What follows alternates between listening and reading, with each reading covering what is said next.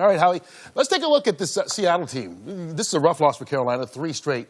But Seattle, they started out 0-2, and everybody was saying, again, we talked about it on the pregame show, rebuild. They're far from rebuilding right now. They're in the playoff hunt. Yeah, and this was a really, really difficult game. And Christian McCaffrey, we talked about it. We thought he'd be good. He's special. And I think it's a perfect fit in this offense, over 200 yards in total offense. He's special, but I go back to the same point. The Seattle offense, they ran the ball for 156 today, and it paid off in the second half of the game. As they mentioned, the pass rush slowed down. Russell made some big throws in the second half, setting up the game-winning field goal. So I think it's, again, Carolina came into this game the 6th seed. They lose 3 in a row now. They were the 6th seed, and they've got New Orleans twice in the last 3 games. Well, you know, we were saying in the pregame show when that screen pass, who would you pick? You pick Russell or you pick Cam? This is where, as your head coach, for some reason, Russell has this thing about him that is a calming presence in the middle of a storm on the road against Carolina, back and forth fight here. And he's just putting balls on the money. I mean, this guy, just amazing. The way he moves around the pocket, he's not the tallest guy. He's not the prototypical looking quarterback, but he has a great arm. He's a team leader, and he knows how to get the ball down the field when you need it the most. Yeah, and that run game coming into it, people are talking about how they've been getting that run game going. Mike Solari, the offensive line coach, done great for them. But then to come out and put up numbers like that, with passing, caught me off guard. Kudos to Russell Wilson, did well today. The 156 on the ground, as they mentioned, really kind of, it was like body blows throughout the first half. And then the second half, they come out, the pass rush slows down after you've been playing the run. They run for 156. I didn't see that in Carolina. Carolina, I'm going to tell you, Carolina came out in this football game, and we sat here and going, McCaffrey, Cam Newton, what was he, 14 for 14? 14 for 14 in the first half. How they were playing, and now they're losing football games that they shouldn't be losing. Yep. And you got to think, well, that defense has got to step it up because they're playing too good a football, I think, offensively, to be losing games now. 3 in a row.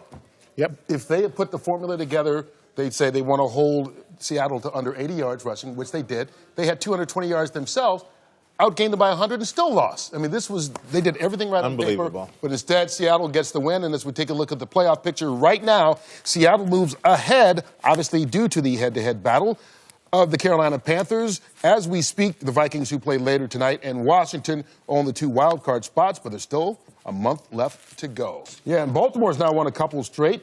They are 6-5 and in that 6th and final playoff spot right now. Seem to be playing with a little bit different energy. We thought that about the New York Giants, Michael, the way they played the last 2 weeks and the first half today, but maybe not.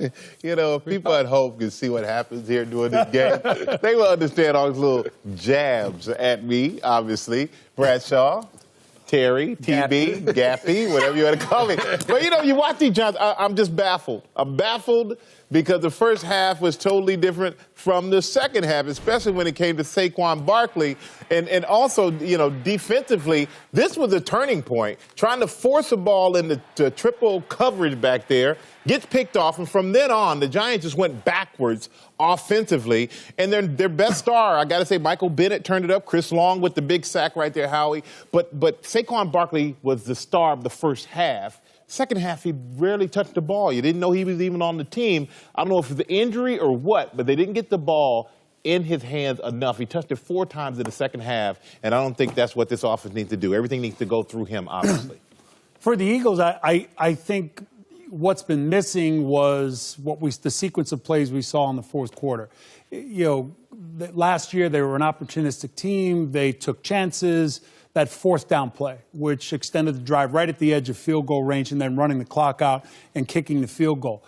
Who knows? You know, I mean, do I think it's a turnaround? Probably not. At this point, I'm not totally sold, but it certainly puts you in the right direction and gets them off the snide and gets them feeling good about, one, they took the opportunity, they took the chance, and it ended up paying off. They won, Howard. Yeah, they won. Winning is infectious. Yep. It's contagious. It's a good deodorant for everything. We've talked about it a couple times the last couple of weeks. The way Washington, especially with the loss of Alex Smith, and the Dallas Cowboys have been playing. Dallas has won 3 in a row, but neither one of those teams scare you. You think if Philadelphia can get their thing going? Thursday night. Yeah, Philadelphia is not out of this thing just yet, are they? No. I tell you right now, I don't care what these teams do. when they run up against the Saints or the Rams, they're going to lose anyway. Right. That's kind of my point. That's just making me feel better about losing that Giants game today, everybody. I'm just trying to feel better. I'm going to tell you what. We stood on the sidelines last year, all of us, and watched the Rams get handled by the Eagles, all right? Mm-hmm. You can't tell me, and I said on the pregame show, the Eagles aren't going to make the playoffs, but I'm going to tell you, it doesn't take much for a talented team when they can get a win without all those defensive backs to wake up a sleeping giant. There's a reason they won the Super Bowl last year. It's a pretty doggone good football team. Right now, Dallas is in first place at 6-5. Washington's the number 6 seed at 6-5, and the Eagles are at 5-6. And Dallas gets New Orleans. You know, and like you said, Alex Smith is out. This division is a fascinating division, if not disappointing. And still everyone has 4 games left to play. You mentioned the NFC playoff picture. Let's take a look at the AFC playoff picture, because the way Lamar Jackson is playing, all of a sudden the Baltimore Ravens are one of those teams that people were writing off. They've won back-to-back games, and Tony again today, Jackson in his second start, had 71 yards rushing, 170-plus passing, but he's getting it done on the ground. He is getting it done. And after I saw him play last week when he had 27 carries, I said to myself, like, what are they doing? I mean, because this guy, you're going to get hurt. You just can't do that for too long. But he came back this week. They had a great game plan for him.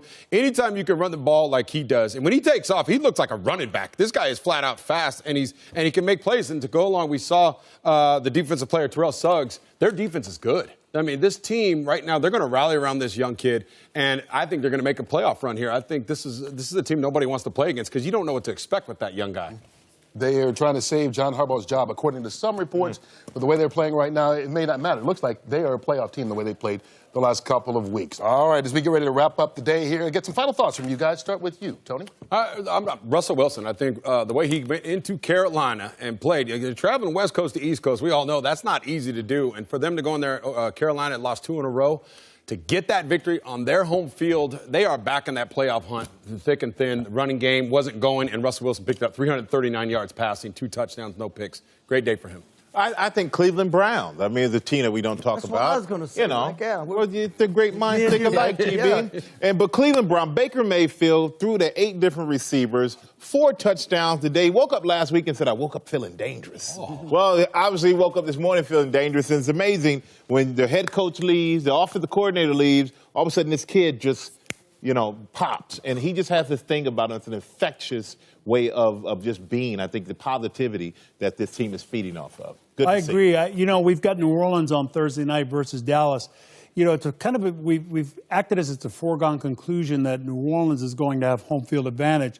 I think the Rams' road to the end of the season is a little bit easier than New Orleans. I agree. They're at Dallas, they're at Tampa Bay, they're at Carolina, and they finish with Pittsburgh in New Orleans and Carolina in New Orleans. So it's going to be interesting down the road. So here. who won today? Who won the day? Nobody. I'm looking forward to Thursday night. Okay. That's a promo. Forget about the day. Yeah. Let's move on to Thursday night. You know what, Mike, you ready for this?